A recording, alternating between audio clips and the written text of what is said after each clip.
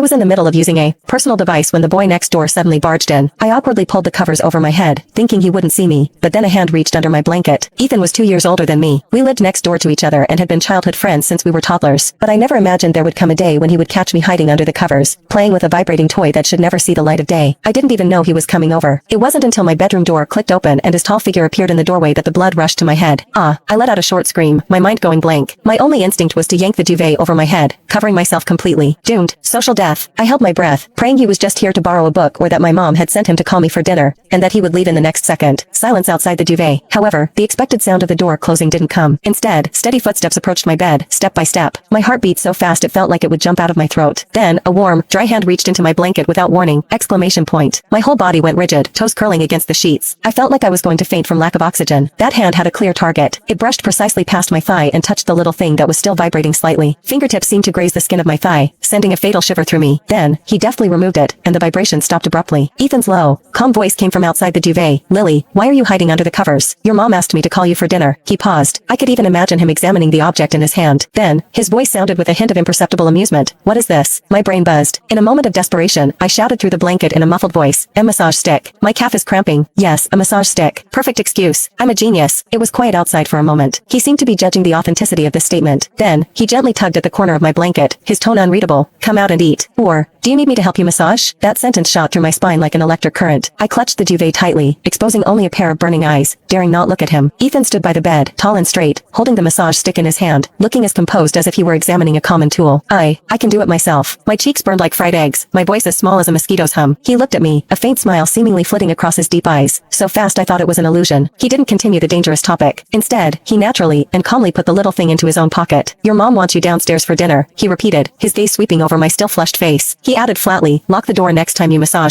With that, he didn't stay any longer. He turned and left my room, even thoughtfully closing the door behind him. I was left alone in the room with a heart about to explode. He took it? Why did he take my stuff? And put it in his own pocket? That thing, it might still have. I dared not think further, burying my burning face deep in my knees. Ethan, what does he mean? I spent 10 minutes mentally preparing myself in my room before dawdling downstairs for dinner. At the dining table, my mom was enthusiastically serving Ethan food. Ethan, eat more. If only Lily were as sensible as you, I'd worry less. Ethan smiled politely. You're too kind, Auntie. Lily is great. He looked completely at ease, as if the dominant and ambiguous man in my room just now was a hallucination. This realization made my ears hot, and I buried my head even lower. My mom, oblivious, continued to chatter. Ethan, you're an orthopedist, right? Lily's been complaining about shoulder and neck pain from painting lately. She won't go to the hospital. You should talk to her. Ethan put down his chopsticks, his gaze seemingly inadvertently falling on me. His look was calm, yet it made me feel like I was sitting on pins and needles. The corners of his lips curved slightly, his tone warm and concerned. Is that so? If your shoulder hurts. He paused before continuing.